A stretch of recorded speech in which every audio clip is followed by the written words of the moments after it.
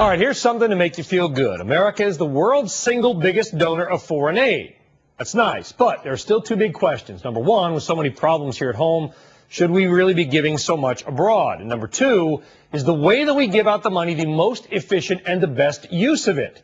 Joining us from Washington, D.C. is Vice Chairman for the Advisory Committee on Foreign Aid to the U.S. Agency for National Development, also Director of the Hudson Institute Center for Global Prosperity. No doubt that fits on one card. Carol Adelman, thank you very much, Carol. You need to have two cards, I think, for that title. Thanks very much for joining us.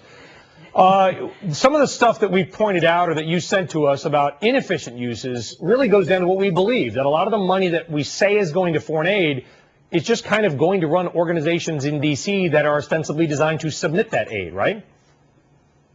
Right. This is a big problem in foreign aid. And interestingly enough, Brian, President Obama recognized that when he gave his address to African countries after the G8 meeting. He said one of his main concerns was that in our foreign aid program that it was being gobbled up by administrative costs and expensive consultants, and that's got to change. Yeah, so because if I wanted to donate $100 to the global cause of fighting HIV spreading in Africa, I would actually have to donate $153 to get the 100 to get to Africa, because 53 cents of every dollar is being used in D.C. Well, you're pointing to a really interesting study that a Democrat from Washington, Congressman McDermott, did in the early 2000s, where he found out that 53 cents of our dollar that we were spending on HIV/AIDS was staying in Washington. And so, you know, that's not going to, that's not going to help Africans overseas. There's another example, too, that Republican Senator Coburn found out. He found that, this was back in 2004, 2005, that 93 cents of our aid dollar for malaria spending was for consultants and administrative costs. 93 cents out of every dollar was being spent on consultants in Washington? So if I was trying to fight the spread of malaria, I wasn't. Very little money is getting there to actually help the people. Right. Now, he held a hearing on this, and he's changed it a little bit. But, you know, the last time I heard, you don't solve malaria by throwing a meeting at it. You know, you have to give them medicines and spraying.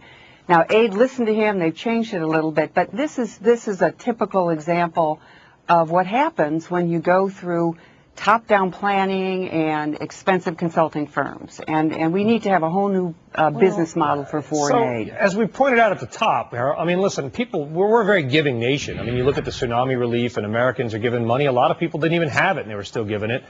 You know, we're very generous, but nothing's going to make people worse than feeling like, hey, I'm giving money, and it's not getting to where it needs to go, which means they're just not going to give it. So how do we fix the system? Well, you know, Americans have been, as you're pointing out, generous way before government foreign aid. And in fact, now that government foreign aid is so large, it's about $22 billion, what we found out by measuring private giving, we found out that private giving is actually 1.5 times greater, coming in at $37 billion from individuals, corporations, and foundations. So, in other words, Americans care, and we should care, even though times are tough here. You know, Americans have always been generous, and they want to help people overseas through disaster relief and humanitarian. And so foreign aid has got to realize they're not the biggest game in town anymore, and they've got to learn how to deliver more efficiently and help these private projects rather than do their own. Yeah, I would say, planning. Carol, if 93 cents out of every dollar is going to a consultant in Washington, that's an understatement. Carol Adelman, thank you very much. Appreciate it. All right. Well.